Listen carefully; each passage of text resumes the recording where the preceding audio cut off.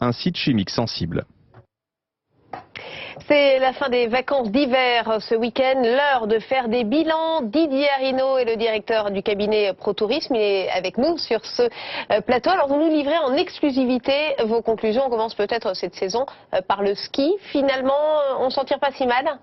Alors on s'en tire pas si mal, on peut dire que les professionnels de la montagne ont eu chaud, au sens propre comme au figuré. Chaud parce qu'on avait des températures particulièrement élevées, avec une absence de neige sur bon nombre de massifs en début de saison. Ils ont démarré ces vacances de février à moins 15%.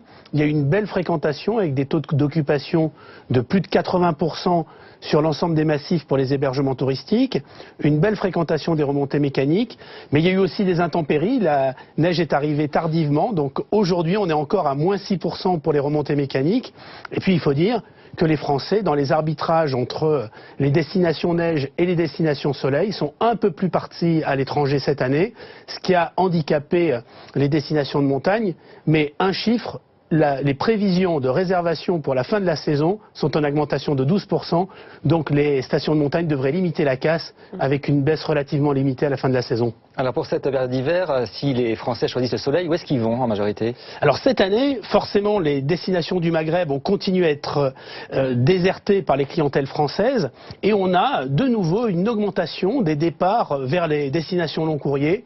Quelles que soient les destinations long courriers, l'Asie fonctionne très bien avec de nouvelles destinations comme la Birmanie, comme le Laos, comme la Thaïlande qui progresse fortement cette année.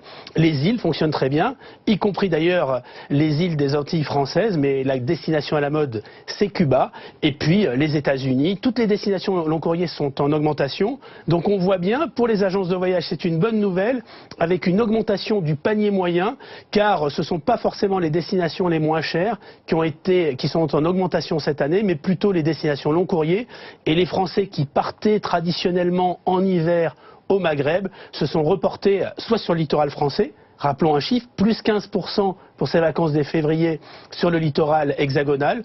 Les stations de l'Aude, du Pays Basque, de la Bretagne ont très bien fonctionné.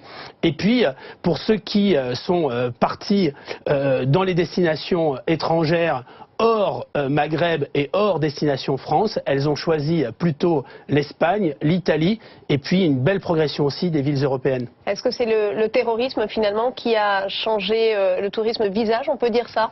Alors on peut dire que les Français ont une certaine défiance vis-à-vis des destinations risquées. Mais les étrangers aussi ont une défiance vis-à-vis des destinations risquées et pour bon nombre de clientèles long courrier, la France est une destination risquée. Alors bien évidemment on peut trouver ça fortement exagéré, mais nous nous comportons, en tout cas les touristes français, de la même façon lorsqu'ils partent dans des destinations où il y a assez peu de risques, comme le Maroc par exemple. Et à l'inverse, on a bien évidemment des clientèles étrangères long courrier qui sont en très forte diminution et notamment les clientèles japonaises. La baisse est tout à fait considérable, mais un chiffre, sur les 4 prochains mois, on a une baisse de plus de 10% des réservations des clientèles long courrier, notamment asiatiques, mais aussi des pays émergents. Donc on compte très fortement sur ce championnat d'Europe de foot pour remplir nos établissements hôteliers, car la baisse est importante en France, mais surtout à Paris, sachant que quelques villes arrivent à s'en sortir, mais heureusement les clientèles françaises étaient au rendez-vous. Merci Didier Arinaud. Et tout de suite, c'est la météo pour votre week-end avec Fanny Agostini.